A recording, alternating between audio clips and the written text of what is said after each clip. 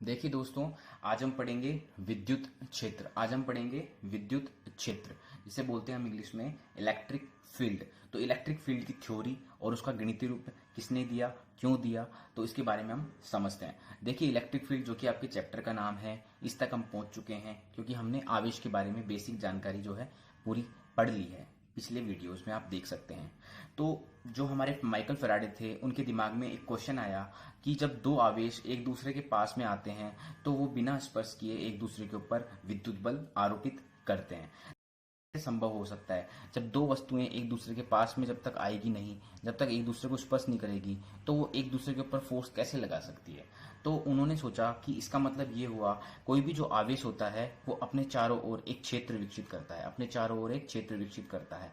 तो जब उस क्षेत्र में कोई अन्य आवेश आता है तो वो उसकी प्रकृति के अनुसार उस बल को अनुभव करता है, या तो वो आकर्षित बल अनुभव करेगा या प्रतिकर्षण बल अनुभव करेगा।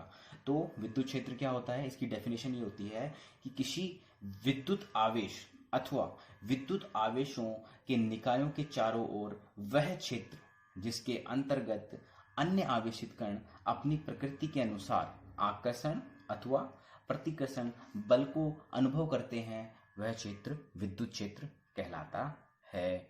यानी कि जैसे मान लीजिए ये कोई आवेश है, ठीक है, तो ये अपने चारों ओर के एनवायरनमेंट को क्या करेगा, प्रभावित करेगा, और अपने इसके मान के हिसाब से, जितना इसका मान है, जितनी इसकी वैल्यू है कूलाम में, उसके हिसाब से ये उतना प्रबल जो है अपने चारों तरफ एक क्षेत्र बनाएगा। क्या बनाएगा, अपने चारों ओर एक क्षेत्र बनाएगा। और इस क्षेत्र में जैसे ही कोई दूसरा आवेश आता है तो वो उसकी प्रकृति के अनुसार, मान लीजिए ये धनात्मक है और हमारा जो आवेश था, जो क्षेत्र उत्पन्न कर रहा था, वो भी धनात्मक है, तो दोनों एक दूसरे को क्या लगाएंगे, प्रतिकर्षण बल लगाएंगे। ठीक है, यानी हमारा जो अन्य आवेश है जब तक प्रतिकर्षण बल अनुभव कर रहा है या आकर्षण बल अनुभव कर रहा है, इसका मतलब वो किसी अन्य आवेश के विद्युत क्षेत्र में है। यदि वो बल अनुभव नहीं कर रहा है, इसका मतलब इलेक्ट्रिक फील्ड जीरो, इसका मतलब बल भी क्या है, जीरो। अब दोनों चीज जीरो हो गई, इसका मतलब हमारा जो आवेश है वो किसी भी विद्युत क्षेत्र में नहीं है। ठीक है, तो इसकी डेफिनेशन मैंने आपको बताई।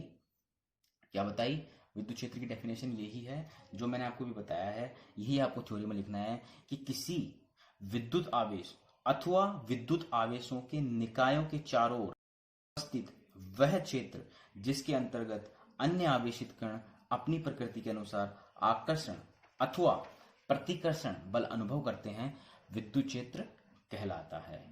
ठीक है, अब देखिए, विद्युत क्षेत्र की डेफिनेशन के बाद में आपको ये समझना होगा कि आपको एक हेडिंग डालनी होगी जिसका नाम है, कुछ हेडिंग्स आपको डालनी पड़ेगी। एक तो है परीक्षण आवेश, क्या होता है परीक्षण आवेश, और एक होता है स्रोत आवेश।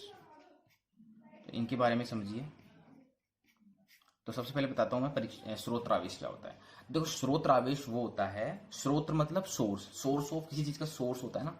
जैसे एनर्जी का सोर्स क्या होता है, बैटरी होता है। तो इसी तरह से जो स्रोत आवेश होता है वो किसका स्रोत होता है, विद्युत क्षेत्र का। वो आवेश जो विद्युत क्षेत्र उत्पन्न करता है, इसको अपन किससे दर्शाएंगे, या तो क्यू से, या स्मॉल क्यू से, या फिर कैपिटल क्यू से। तो किसी से भी आप दर्शा सकते हो इसको। ठीक है, जनरली अपन स्मॉल क्यू लेंगे। तो ये हो गया हमारा स्रोत आवेश जो विद्युत क्षेत्र उत्पन्न करेगा। ठीक है, दूसरा होता है हमारा क्यू नोट, इसको हम क्या बोलते हैं, परीक्षण आवेश। परीक्षण आवेश क्या करता है, परीक्षण आवेश क्या करता है बताइए। जैसा कि इसके नाम से पता लग रहा है कि ये एक परीक्षण आवेश होता है, ये धनात्मक, ये होता है धनात्मक परीक्षण आवेश होता है ये। ठीक है, धनात्मक परीक्षण आवेश होता है।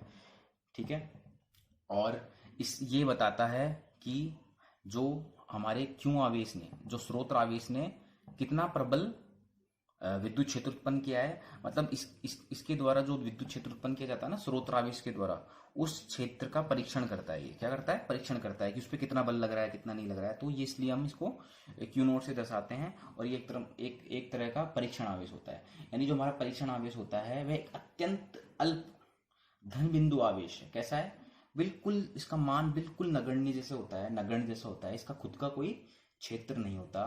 तथा और ये क्या करता है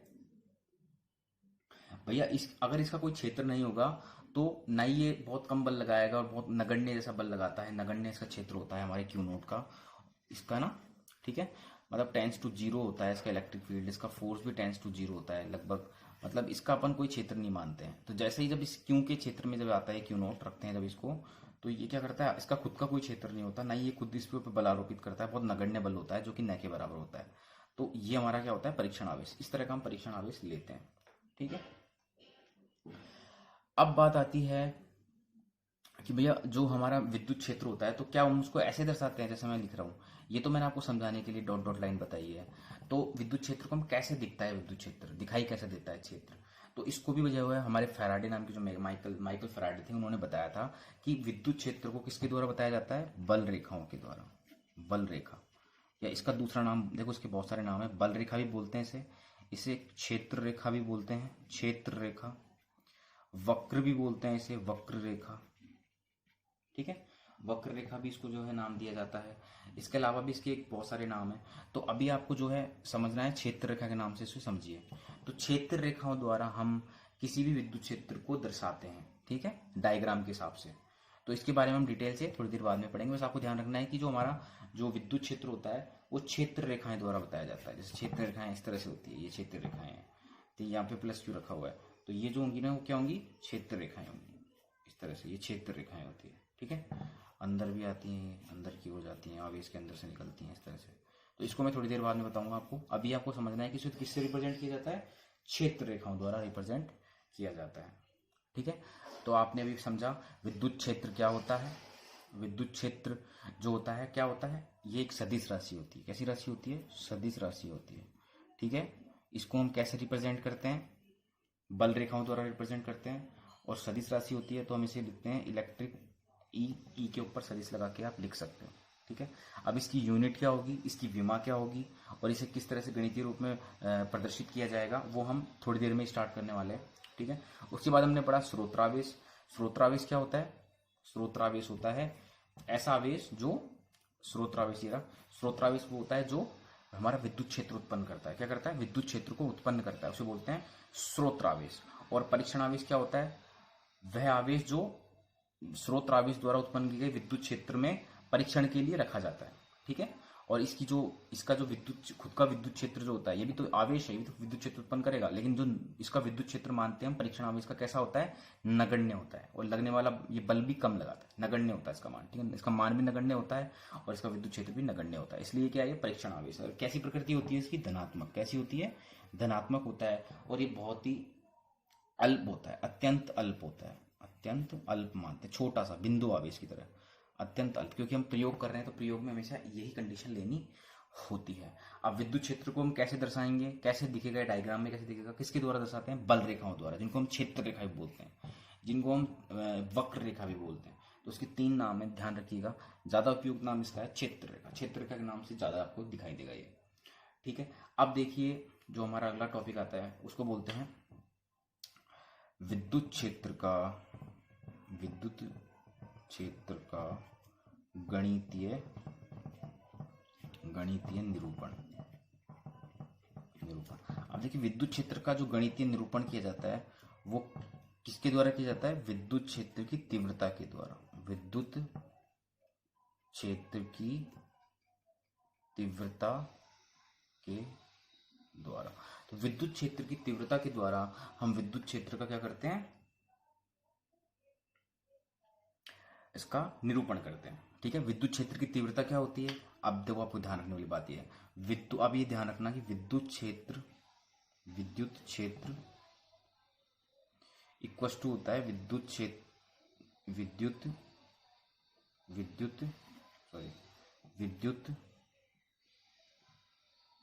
क्षेत्र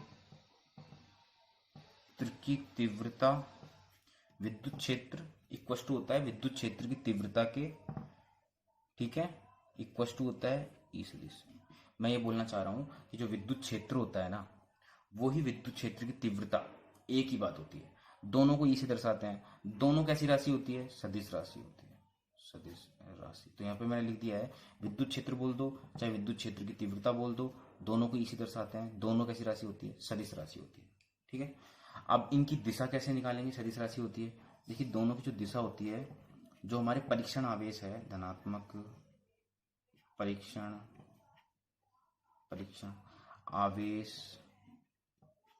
पर लगने वाले बल की दिशा में होती है। ठीक है, दिशा में होती है, यानी जो हमारे विद्युत क्षेत्र की जो दिशा होती है वो कहाँ होगी।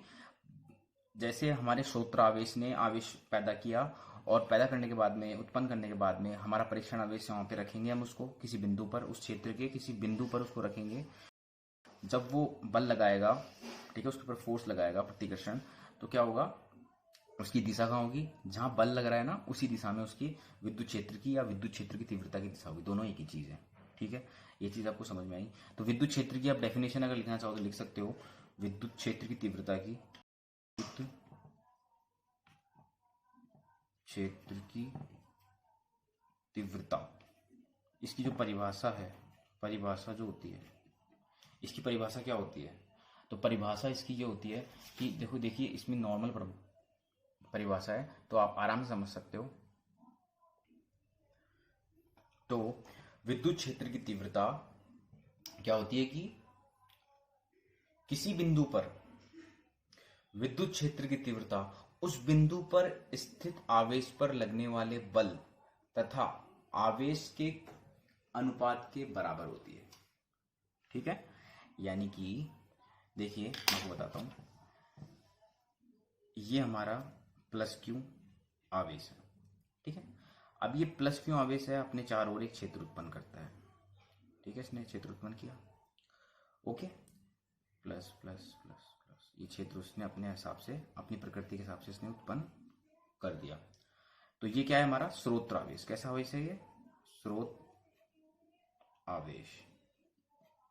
अब जैसे ही इस आवेश के क्षेत्र में हम, या इसके क्षेत्र में किसी बिंदु P पर, यहाँ पे मान लीजिए बिंदु P ले रहा हूं मैं यहाँ पे, और यहाँ पे हम क्या रखते हैं, Q नोट, इकाई धनात्मक आवेश रखते हैं, जिसका विद्युत क्षेत्र कैसा होता है, नगण्य, और ये बहुत ही अल्प होता है। कैसा होता है ये विद्युत क्षेत्र, ये जो हमारा परीक्षण आवेश कैसा होता है, अल्प होता है। तो ये जो है इसकी प्रकृति, क्योंकि इकाई धनावेश है, कैसा है ये, इकाई धनावेश है, ये धनावेश। तो ये इकाई धनावेश है, तो इस पे जो है ये बल, ये जो हमारा फोर्स, हमारा आवेश है, जो फोर्स लगाएगा, तो ये यहाँ बैठा हुआ है इस बिंदु पे, तो ये फोर्स कहाँ लगेगा, मान लो ऐसे लगता है। तो ये हमारा फोर्स की डायरेक्शन हो गई, हमारा फोर्स हो गया, कौन सा फोर्स हो गया ये, इलेक्ट्रोस्टैटिक फोर्स। कौन सा इलेक्ट्रिक फोर्स हो गया, इलेक्ट्रोस्टैटिक फोर्स। ये कैसा होता है, सदिश होता है। तो मैंने क्या बताया था, विद्युत क्षेत्र की तीव्रता की दिशा कहाँ होगी, जहां फोर्स लग रहा है ना उसी दिशा में विद्युत क्षेत्र की तीव्रता होगी। ये हमारा ई हो गया, ई की डायरेक्शन ये हो गई। ठीक है, अब ई की डायरेक्शन पता लगी। अब ई का परिमाण क्या होगा, ई जो हमारा विद्युत क्षेत्र होगा उसका गणितीय रूप क्या होगा, उसका फॉर्मूला क्या होगा, उसका परिमाण कैसे निकालेंगे, या बोल सकते हैं विद्युत क्षेत्र की तीव्रता का परिमाण कैसे निकालेंगे। दोनों एक ही चीज है, दोनों एक ही चीज है। ठीक है, ये चीज समझ में आ रही है। तो डेफिनेशन मैंने क्या बोली कि किसी बिंदु पर विद्युत क्षेत्र की तीव्रता, किसी बिंदु पर विद्युत क्षेत्र के किसी बिंदु पर, विद्युत क्षेत्र में किसी बिंदु पर विद्युत क्षेत्र की तीव्रता उस बिंदु पर रखे गए धनात्मक, इकाई धनात्मक आवेश पर लगने वाले बल तथा उस आवेश के अनुपात के बराबर होती है। यानी विद्युत क्षेत्र की जो तीव्रता होती है, इस डेफिनेशन के हिसाब से हम गणितीय रूप इसका लिख सकते हैं कि इस पे लगने वाला बल यदि F इलेक्ट्रोस्टैटिक फोर्स है अपॉन Q नॉट, ये हो गया हमारा परीक्षण आवेश। ठीक है, ये आपको समझ में आया या नहीं आया। तो इसकी यूनिट क्या हो जाएगी, N/c, न्यूटन अपॉन कूलम, ये इसकी यूनिट हो गई। विद्यार्थियों, अब हम कुछ एग्जाम्पल देखते हैं जिसमें हम पता करेंगे कि विद्युत क्षेत्र की दिशा और बल की दिशा कहाँ कहाँ होती है। ठीक है, तो हम डालते हैं हेडिंग, विद्युत क्षेत्र की दिशा। विद्युत क्षेत्र की दिशा बोल दो, चाहे विद्युत क्षेत्र की तीव्रता की दिशा बोल दो, एक ही बात है। तो देखिए, यदि हमारे पास में यहाँ पे कोई विद्युत क्षेत्र में बना रहा हूँ आपके सामने, ये कोई विद्युत क्षेत्र है। ठीक है, हमको नहीं पता है कैसे उत्पन्न हुआ, बट यहाँ पे कोई विद्युत क्षेत्र है। ठीक है, अब जैसे ही इस विद्युत क्षेत्र में हम कोई कण रखते हैं, जैसे ही इस विद्युत क्षेत्र में हम कोई आवेशित कण रखते हैं, तो क्या होगा, उसके ऊपर बल अनुभव होगा। वो जो आवेश होगा वो अपने ऊपर एक बल अनुभव करेगा। ठीक है, तो मान लीजिए हमने यहाँ पे एक जो है प्लस क्यू आवेश रख दिया, तो प्लस क्यू आवेश अगर रख दिया तो इसके ऊपर बल कहाँ लगेगा, जहां विद्युत क्षेत्र की दिशा होगी, जहां विद्युत क्षेत्र की दिशा होगी, तो यहाँ पे फोर्स लगेगा। ये हमारा फोर्स हो गया इलेक्ट्रोस्टैटिक। और इसकी वैल्यू क्या होगी, इस फोर्स की वैल्यू क्या होगी, कैसे निकालेंगे, ई इंटू, या बोल सकते क्यू इंटू ई से, क्यू इंटू ई से। ये कैसे आया फॉर्मूला, क्यू इंटू ई। अब ये थोड़ी देर पहले जो हमने विद्युत क्षेत्र की तीव्रता, विद्युत क्षेत्र का जो परिमाण का जो फॉर्मूला था वही था, क्या था परिमाण का फॉर्मूला, क्या था जो हमने लिखा था थोड़ी देर पहले, वो था विद्युत क्षेत्र की तीव्रता या विद्युत क्षेत्र बराबर एकांक धनावेश पे लगने वाला अपॉन जो हमारा परीक्षण आवेश था वो, ठीक है, ये था। और इसके अंदर हमने देखा था कि भाई जो हमारा जो एकांक धनावेश परीक्षण आवेश है वो कैसा है, इसका मान कितना है, 1 कूलाम है। कितना है, 1 कूलाम, मतलब अत्यंत कम मान है इसका, ठीक है। ये छोटा, बहुत अत्यंत छोटा आवेश है, और मान लीजिए ये 1 कूलाम है, तो हम क्या लिख सकते हैं कि E बराबर किसके हो जाएगा, ठीक है। अगर यहाँ पे 1 रखेंगे तो हमारी विद्युत क्षेत्र की तीव्रता किसके बराबर हो जाएगी, F के बराबर हो जाएगी, उस पर लगने वाले बल के बराबर हो जाएगी। अब यदि हमारा जो, अगर ये 1 कूलाम है तो ऐसे हो जाएगा। यदि हमारा जो क्यू नोट है वो कैसा है, नगण्य है ना, तो अपन क्या लिख सकते हैं, परिशुद्ध रूप में क्या लिख सकते हैं, limit Q naught tends to 0, ठीक है, F naught upon Q naught. अभी क्यू टेंस टू 0 है इसलिए नगण्य हो जाएगा, तो हमारी जो है तीव्रता लगने वाले बल के बराबर हो जाएगी, ठीक है। तो आपने देखा कि एक विद्युत क्षेत्र में जिसकी दिशा इस तरह से दे रखी थी, और उस पर अगर हम कोई धनावेश रख देते हैं तो उस पर लगने वाला जो बल होगा वो विद्युत क्षेत्र की दिशा में होगा। तो धनावेश पर लगने वाले बल की दिशा दिए गए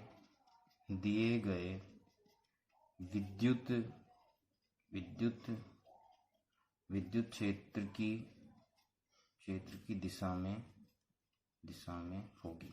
और हम कैसे निकालेंगे बल का मान कैसे निकालेंगे, दिशा हमने निकाल दी, बल का मान कैसे निकालेंगे, क्यू ई, इससे हम बल का मान निकालेंगे, ठीक है। अब देखिए ये विद्युत क्षेत्र में दे रखा है, वही विद्युत क्षेत्र दे रखा है। अब की बार हम क्या कर रहे हैं, यहाँ पे इस विद्युत क्षेत्र में अब हम रख रहे हैं ऋणात्मक आवेश। कौन सा आवेश, ऋणात्मक आवेश। ये ऋणात्मक आवेश हमने रख दिया, ठीक है।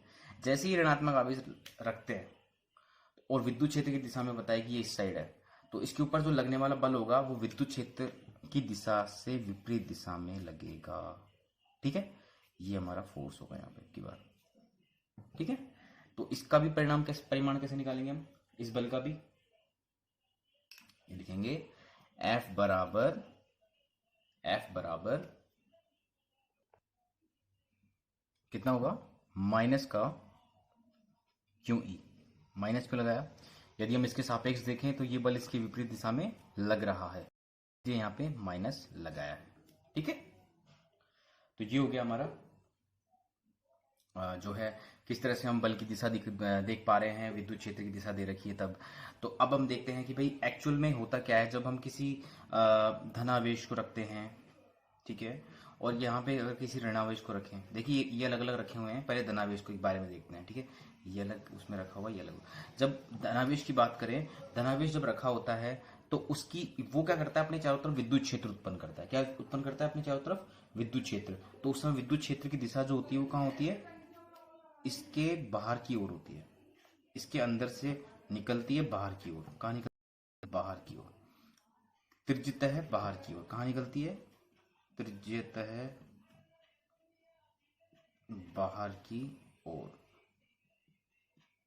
और यदि हमारा ऋणात्मक आवेश रखा हुआ है किसी जगह पे, किसी आकाश में या कहीं पे किसी माध्यम में, तो ये क्या करेगा, विद्युत क्षेत्र तो निकालेगा ही, विद्युत क्षेत्र तो उत्पन्न करेगा ही, और उसकी दिशा कहाँ होगी, अंदर की ओर, इसके अंदर की ओर। ये रेखाएं जो बता रही है ना, इनको क्या बोल रहे हैं हम, बल रेखाएं। क्या बोलते हैं, बल रेखाएं। इनके बारे में हम डिटेल से पढ़ेंगे नेक्स्ट टॉपिक में। ये क्या है, बल रेखाएं हैं। तो आपको बताना है विद्युत क्षेत्र की दिशा या विद्युत क्षेत्र की तीव्रता जो होगी उसकी दिशा कहाँ होगी, अंदर की ओर, ठीक है। ये चीज आपको समझ में आई, ठीक है। अब ये जो आवेश दे रखा है, ये एक तरह का छोटा सा बिंदु आवेश मान लो, या किसी वस्तु पर वितरित आवेश मान लो, जिसको हमने बिंदु मान लिया है, ठीक है, बिंदु मान लिया है। विद्यार्थियों हम टॉपिक लेते हैं बिंदु आवेश के कारण विद्युत क्षेत्र। ठीक है, बिंदु आवेश के कारण विद्युत क्षेत्र का परिमाण कैसे निकालना है। ठीक है, तो समझिए यहाँ पे मैं एक छोटा सा डायग्राम बनाता हूँ। देखिए ये हमारे पास में एक बिंदु O है। ठीक है, ये हमने एक O बिंदु ले लिया। ठीक है, ये हमने O बिंदु ले लिया और ये हमारा आवेश, कैसा आवेश है, ये धनात्मक आवेश ले लिया हमने। कैसा आवेश ले लिया, धनात्मक आवेश ले लिया।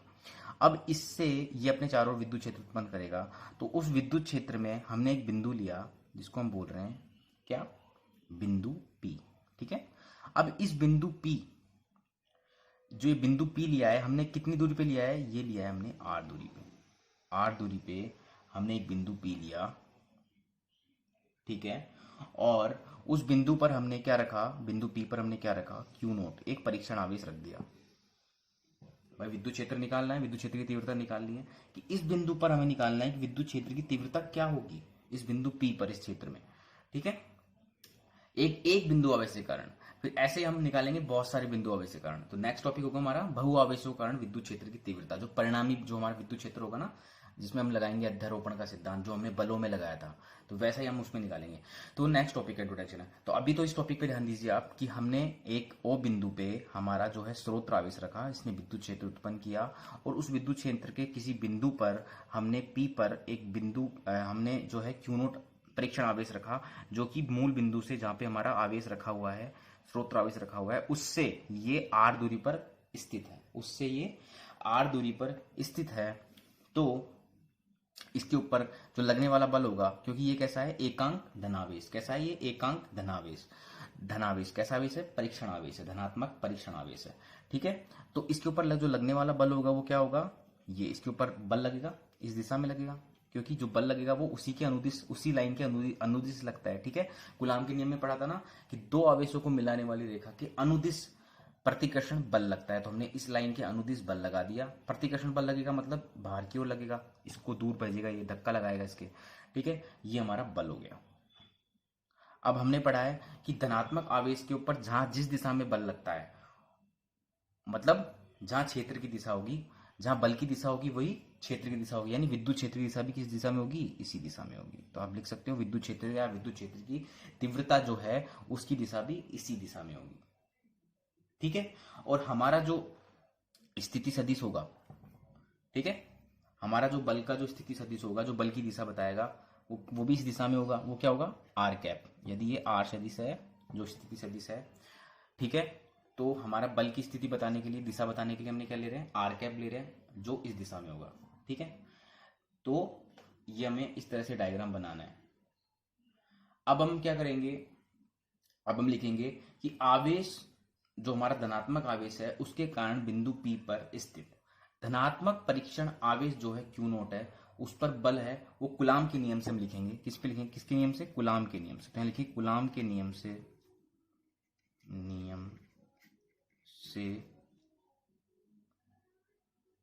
प्लस Q0 पर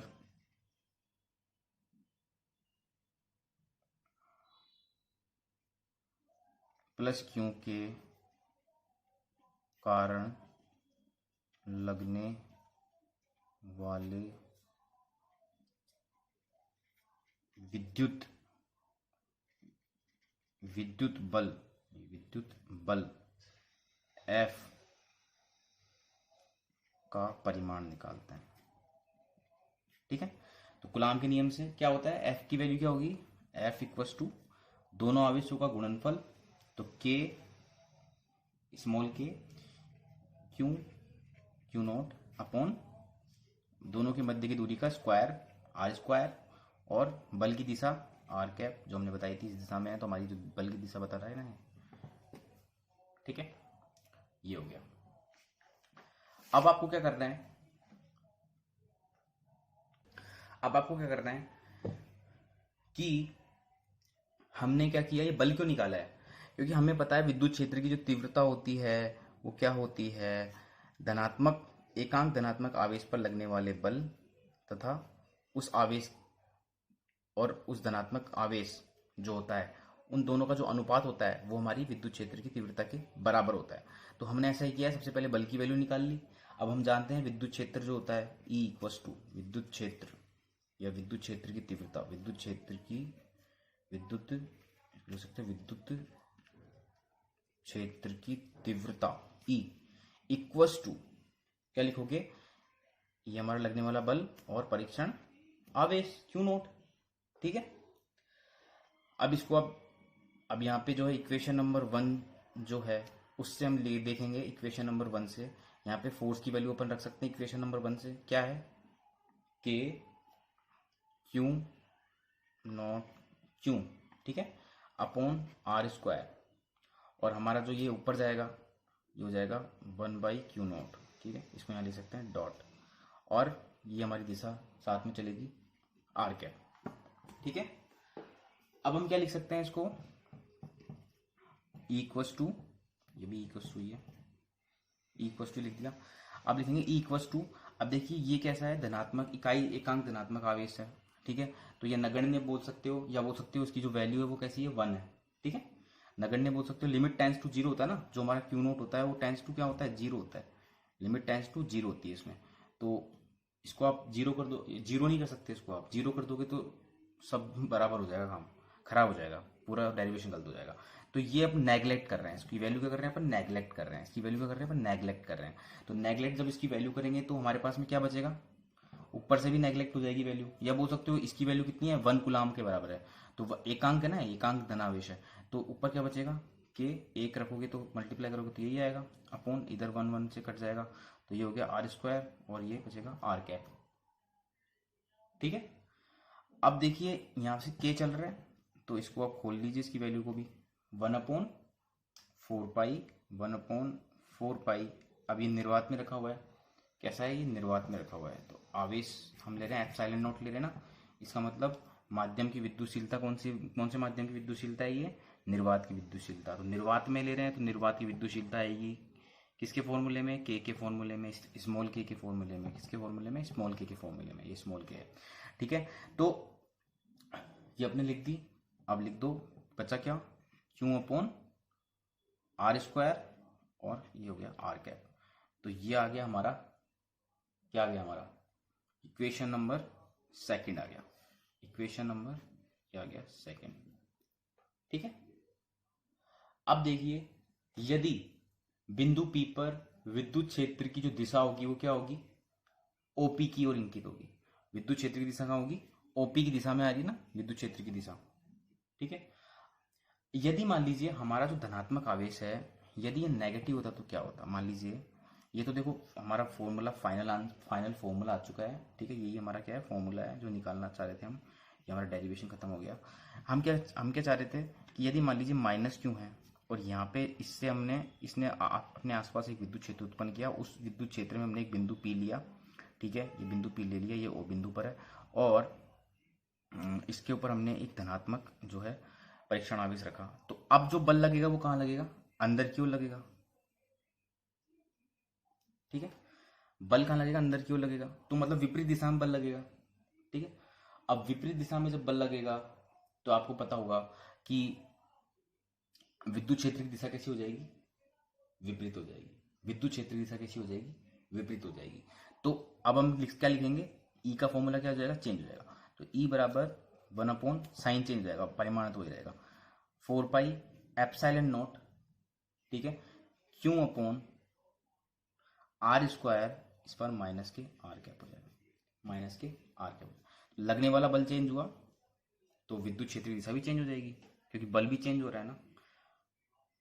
ठीक है, क्योंकि आपको पता है जब धनात्मक आवेश, किसी भी धनावेश के कारण, धनावेश पर जब बल जिस दिशा में लगता है उस साइड ही विद्युत क्षेत्र की दिशा होती है, तो ये भी चेंज हो जाएगा। तो इसके रेस्पेक्ट में विद्युत क्षेत्र की दिशा पहले ऐसे थी, अब ऐसे हो गई, तो ये नेगेटिव चिन्ह आ गया। ठीक है, अब अपन ये चीज हो गई। अब ये चीज किस फॉर्म ये आएगी, न्यूटन अपॉन कूलम, ये इसकी यूनिट है, ये ध्यान रखना। ठीक है,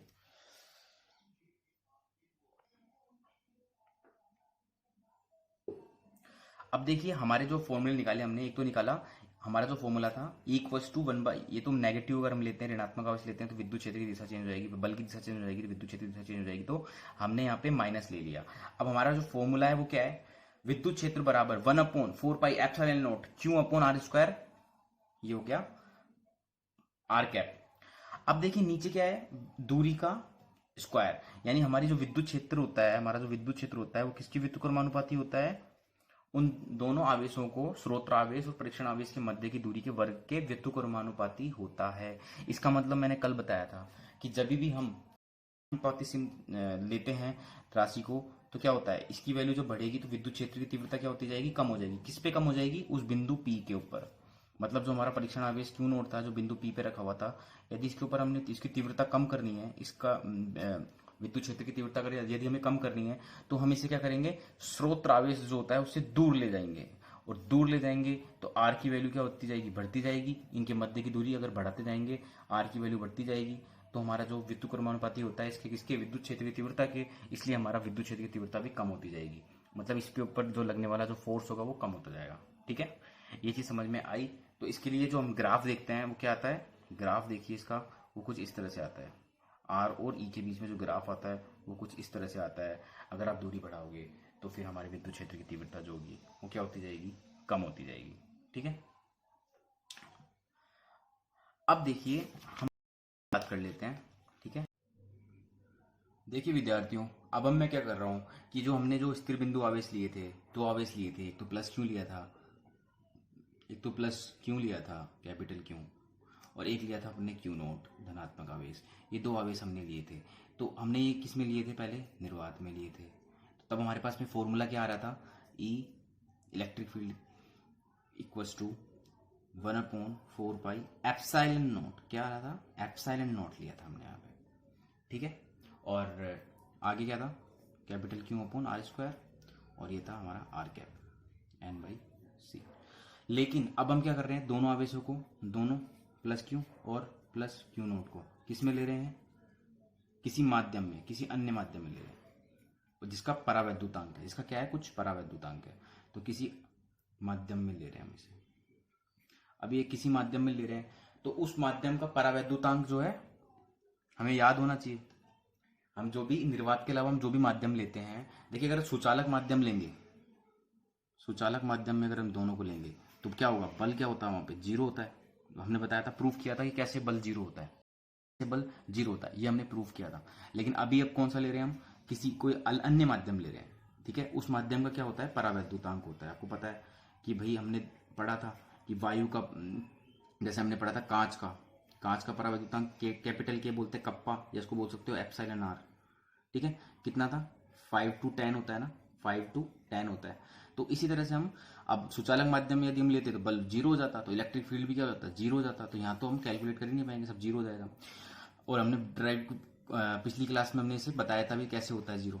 अभी हम क्या कर रहे हैं, कौन सा माध्यम ले रहे हैं, कोई अन्य माध्यम ले रहे हैं। कौन सा माध्यम ले रहे हैं, अन्य माध्यम, लेकिन निर्वात नहीं है। कौन सा नहीं है, निर्वात नहीं है। तो उस परावैद्युतांक के माध्यम में दोनों जो हमारे आवेश हैं स्थित है, किसमें, परावैद्युतांक के माध्यम में दोनों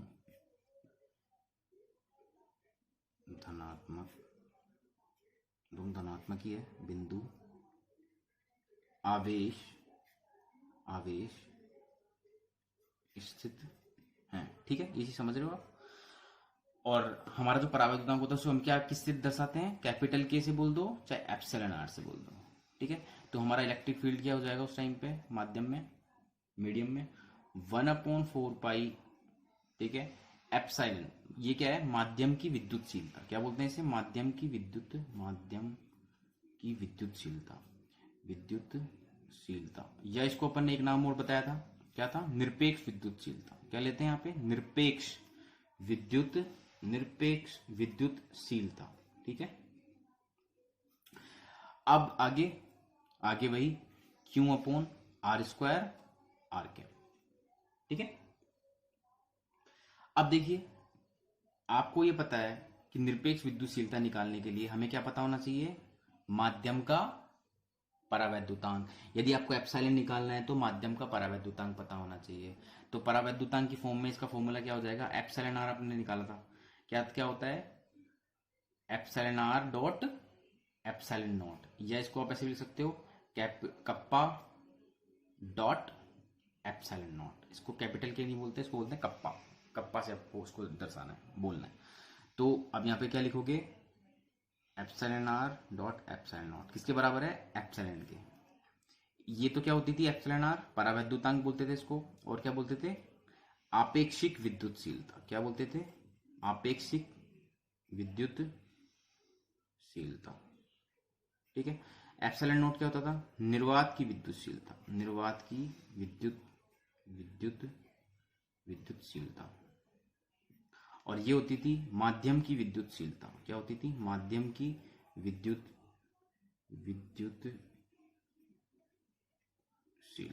माध्यम की विद्युतशीलता। माध्यम की विद्युतशीलता के लिए ये लेना है, एप्सिलॉन लेना है।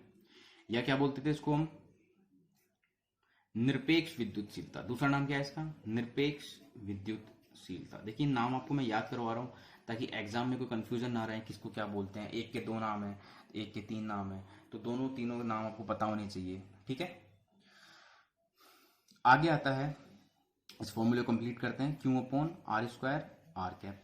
ठीक है, ये चेंज हुआ इसके अंदर इस फॉर्मूले में, बस आपको इतना सा ध्यान रखना है।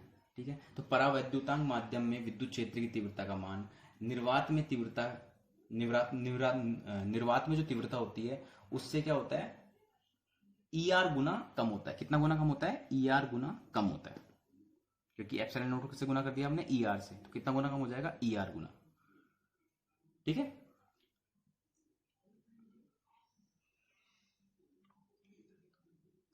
देखिए कुछ जो विद्युत क्षेत्र होते हैं जो आपको पता होने चाहिए, आसपास के, जो हमारे आसपास चारों ओर सराउंडिंग में जो है विद्युत क्षेत्र उत्पन्न रहता है। जैसे आपने देखा होगा कि जो हमारा जो वायुमंडल होता है, वायुमंडल जो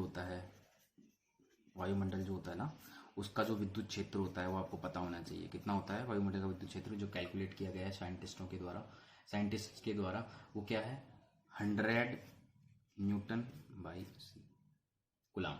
ठीक है। ऐसे ही हमारे जो बिजली के तार होते हैं ना, बिजली के तार, उसके लिए भी हमने जो है निकाल रखी है पहले से वैल्यू, वो होती है लगभग, कितनी होती है, 300 न्यूटन कूलम, 300 न्यूटन कूलम।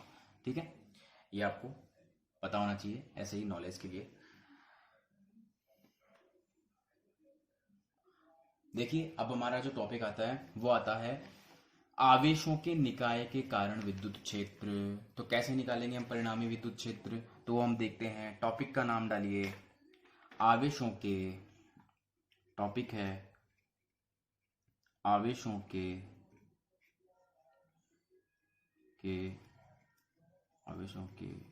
निकाय के कारण विद्युत क्षेत्र। ठीक है, अब हम फाइंड आउट करते हैं। तो विद्यार्थियों देखिए, अभी हमने पढ़ा एक छोटा सा बिंदु आवेश था हमारा प्लस क्यू, उसके कारण विद्युत क्षेत्र, हमने उसकी तीव्रता निकाली। जब हमने इसके किसी बिंदु पे एक पॉइंट लिया और उस पर हमने परीक्षण आवेश रखा तो हमने उसकी तीव्रता निकाली। ठीक है, यह विद्युत क्षेत्र निकाला। अब हम क्या कर रहे हैं, ऐसे जो प्लस क्यू है ना, ऐसे बहुत सारे हैं। कैसे हैं, बहुत सारे। तो आप क्या करोगे, आवेशों के कारण, निकायों के कारण विद्युत क्षेत्र जो होता है वो हम ज्ञात करते हैं किसके। अब विद्युत क्षेत्र बहुत सारे होंगे, आवेश जब बहुत सारे होंगे तो विद्युत क्षेत्र भी बहुत सारे होंगे। हर आवेश का अपना एक विद्युत क्षेत्र होगा। तो परिणामी जो विद्युत क्षेत्र निकलेगा वो निकलेगा अध्यारोपण के सिद्धांत से। किसके सिद्धांत से, अध्यारोपण के सिद्धांत से। और ये अध्यारोपण का सिद्धांत आपने पता है क्या होता है, सदिशों का जो योग करते हैं ना, सारे जितने भी हमारे विद्युत क्षेत्र होंगे वो कैसे होती है, राशि होती है, सदिश राशि होती है। तो उन सबका टोटल करेंगे, बीजगणितीय योग करेंगे, तो हमें क्या मिल जाएगा, परिणामी विद्युत क्षेत्र मिल जाएगा। ठीक है, अध्यारोपण का सिद्धांत है, कुछ नहीं करना, योग करना है। बाकी आपको पता है परिणामी विद्युत क्षेत्र हो चाहे विद्युत क्षेत्र हो, उसका जो फॉर्मूला होता है वो क्या होता है, एफ अपॉन क्यू। जो भी आपका आवेश है, जो परीक्षण आवेश है या जिसके उस क्षेत्र में जो आवेश हमने रखा है उसका परिमाण और हमारा जो बल है, जब उन दोनों का रेशियो निकालते हैं तो हमारा जो है विद्युत क्षेत्र आता है, जिसको हम लेते हैं N/C, मतलब यूनिट होती है उसकी न्यूटन अपॉन कूलम। तो आपको पता होना चाहिए कि किसी बिंदु पर बिंदु आवेशों के समूह के कारण विद्युत क्षेत्र की जो तीव्रता होगी वो इस बिंदु पर प्रत्येक बिंदु आवेशों के कारण विद्युत क्षेत्र के कारण जो विद्युत क्षेत्र की तीव्रता होगी उसके सदिश योग के तुल्य होती है। ठीक है, उसके सदिश योग के तुल्य होती है। तो अपन क्या करते हैं, आवेश लेते हैं, ठीक है। कौन कौन से आवेश लेते हैं, देखिए हमारे पास में एक आवेश तो है Q1, ठीक है। एक हमारे पास में है Q2 आवेश, ठीक है। और एक हम लेते हैं हमारा Q, एक Q2 तक ही रहने देते हैं, ये हमारा यहाँ पे हम रखते हैं परीक्षण आवेश Q0। और ऐसे ही बहुत सारे आवेश हैं, लेते हैं हम Qn, ठीक है। Q1, Q2, Q0 और Qn। देखिए इसका अरेंजमेंट आपको इस तरह से करना है। अगर आप सबको लाइन में ले लोगे तो फिर आप सदिश के द्वारा इनको दर्शा नहीं पाओगे, बता नहीं पाओगे, तो एक दूसरे के ऊपर जो है ओवरलैपिंग हो जाएगी, तो समझ में नहीं आएगा। तो इसलिए मैंने इनको दूर दूर इस तरह से बना के लिया है, ठीक है। तो देखो इसका फायदा ये होगा, अभी मैं आपको जब डायग्राम बनाता हूँ तो आपको बताता हूँ। अब ये जो आवेश है वो किसी माध्यम में रखे हुए हैं, तो कौन सा माध्यम लेना है परीक्षण करने के लिए, हम कौन सा माध्यम लेते हैं, प्रयोग करने के लिए निर्वात लेते हैं, ध्यान रखना, निर्वात लेते हैं। कौन सा लेते हैं, निर्वात लेते हैं, यानी एप्सिलॉन नॉट विद्युतशील। इसकी विद्युतशीलता क्या होती है, एप्सिलॉन नॉट। निर्वात माध्यम की जो विद्युतशीलता होती है कैसी होती है, एप्सिलॉन नॉट। अब इसको जो अब जितने भी सारे आवेश जो हमने ले रखे हैं उनको हम क्या करते हैं, एक्स वाई प्लेन में इनकी स्थिति सदिश निकालते हैं, यानी इनकी स्थिति देखते हैं क्या है एक्स वाई प्लेन के अंदर। तो ये हमारा एक्स प्लेन हो गया, ये हमारा वाई प्लेन हो गया, ठीक है। और ये हो गया हमारा मूल बिंदु। अब मूल बिंदु के सापेक्ष हम सबकी स्थिति सदिश निकालेंगे। तो मूल बिंदु के सापेक्ष Q1 का स्थिति सदिश क्या बनेगा, R1। क्या बनेगा, सिंपल सा है, जो इसका नाम Q1 है उसी नाम से R1 ले लीजिए। ऐसे ही Q2 का स्थिति सदिश क्या बनेगा, R2, ठीक है।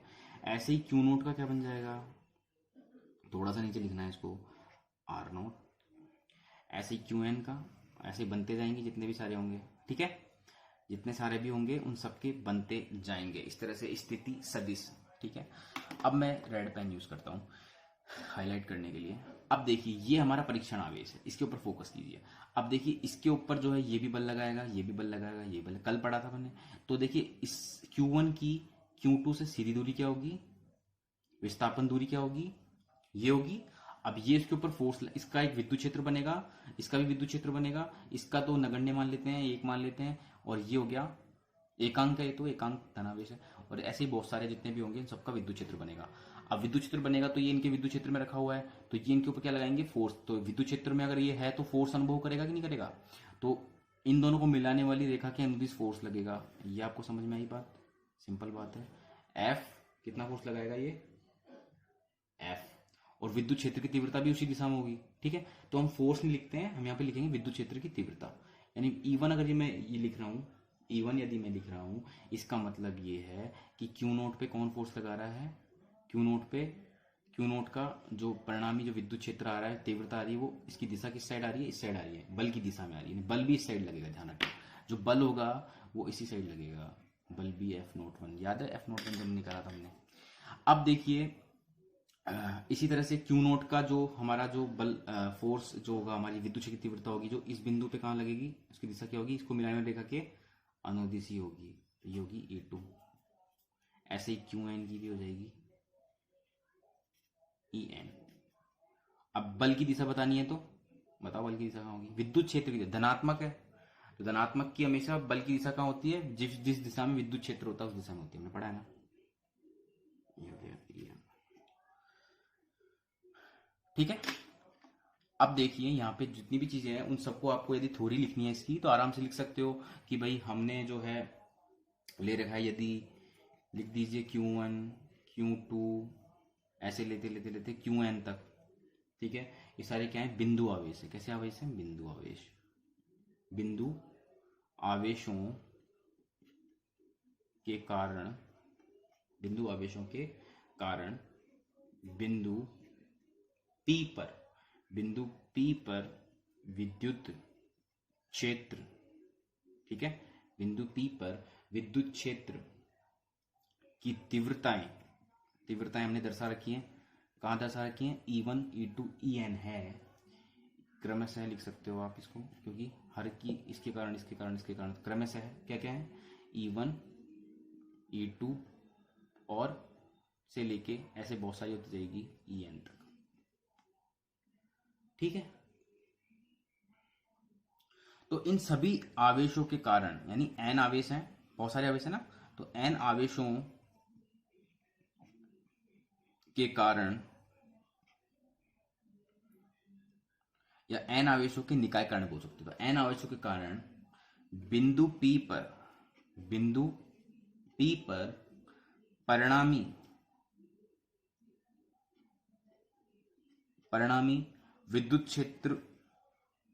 विद्युत क्षेत्र की तीव्रता जो होगी उसको हम किसके द्वारा लिख सकते हैं? अध्यारोपण के सिद्धांत द्वारा। तीव्रता अध्यारोपण के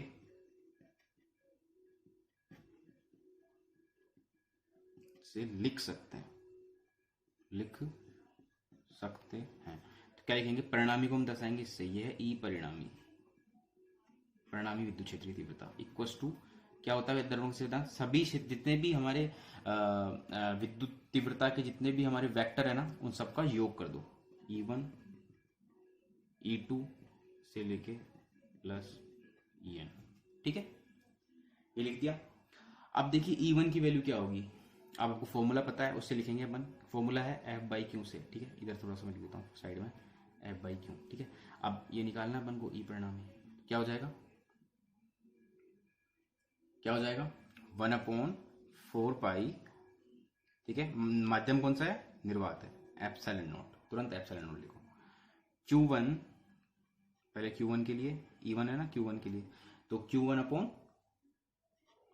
अब यहां पे क्या आएगा? इन दोनों के मध्य की दूरी। अब देखिए इन दोनों के मध्य की दूरी है, किस दिशा में जा रहा है फोर्स? Q1 से Q0 की तरफ। किस दिशा में जा रहा है? Q1 से, यानी R1। ये सदिश आएगा यहाँ पे। तो इसका परिमाण लेना है सदिश का, R1 नॉट। अपने निकाल रखा है सब, पहले हमने बताया था, पहले वाले फोर्स में निकाला था, वैसे ही है। ठीक है, अब इसकी दिशा कैसे बताएंगे भाई? हमारी जो विद्युत क्षेत्र की तीव्रता है या विद्युत क्षेत्र का फोर्स है, दोनों बराबर ही होते हैं। तो विद्युत क्षेत्र की तीव्रता है और विद्युत क्षेत्र का जो फोर्स है, विद्युत बल है, वो किस दिशा में जा रहा है? इस दिशा में जा रहा है। ठीक है, तो उसको दर्शाएंगे अपन R1 नॉट कैप से। ये होगी, ये हो गया R कैप, यहाँ पे आएगा। ठीक है, ऐसे ही Q2 और Q0 में क्या हो जाएगा? विद्युत क्षेत्र की दिशा कहाँ होगी? इस दिशा में होगी ना, इस दिशा के अंदर होगी। तो इस दिशा में होगी तो इसको लिखेंगे अपन, इस सदिश को क्या बोलेंगे? विस्थापन सदिश होगा। क्या बोलेंगे इसे? R2 से नॉट की तरफ जा रहा है। ठीक है, ये सदिश होगी, इसकी दिशा इस साइड है, तो ये हो जाएगा R2 से नॉट कैप।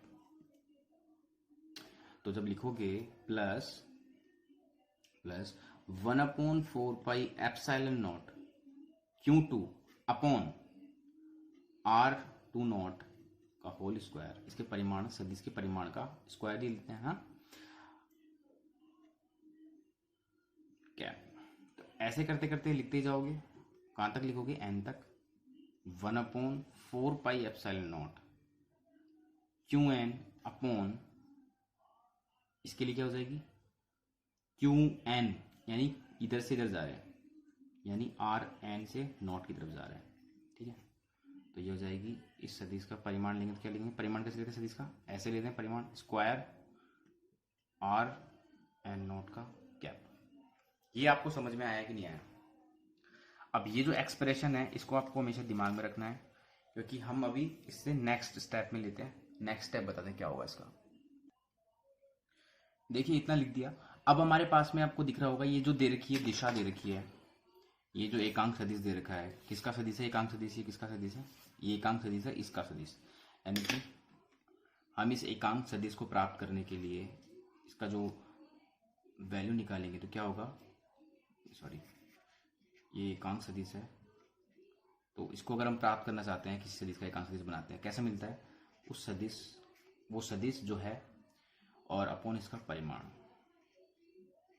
ठीक है, इस तरह से हम बनाते हैं। ठीक है, इसको आप चाहो तो इसमें पुट कर सकते हो, इसको चाहो तो इसमें पुट कर सकते हो। तो अब क्या करेंगे? जब पुट करेंगे तो क्या होगा? यदि हम पुट करते हैं तो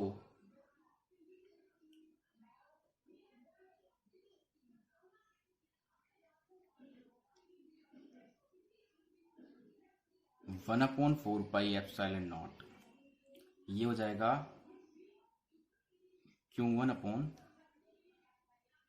आर वन नोट का क्यूब हो जाएगा, क्योंकि इसकी वैल्यू रखेंगे, और ये हो जाएगा आर सदिश वन नोट, ठीक है, प्लस 1/4 पाई एप्सिलॉन नोट, ठीक है, और ये हो जाएगा क्यू नोट अपॉन आर सदिश 20 का होल क्यूब, और ये हो जाएगा R20 सदिश, ठीक है।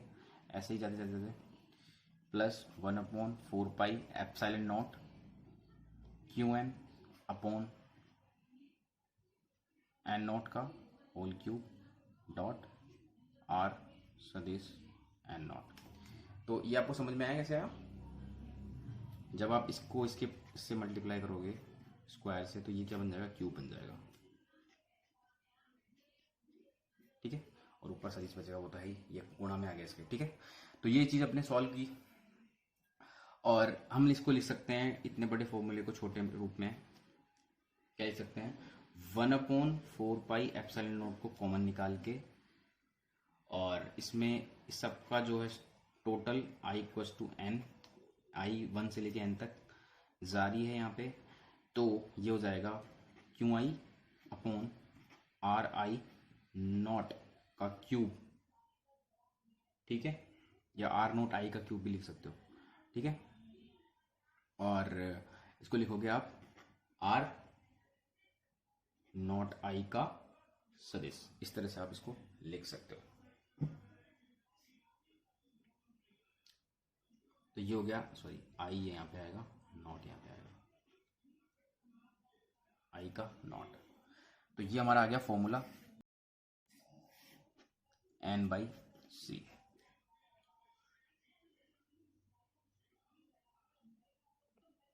ये क्या है, ये है हमारा परिणामी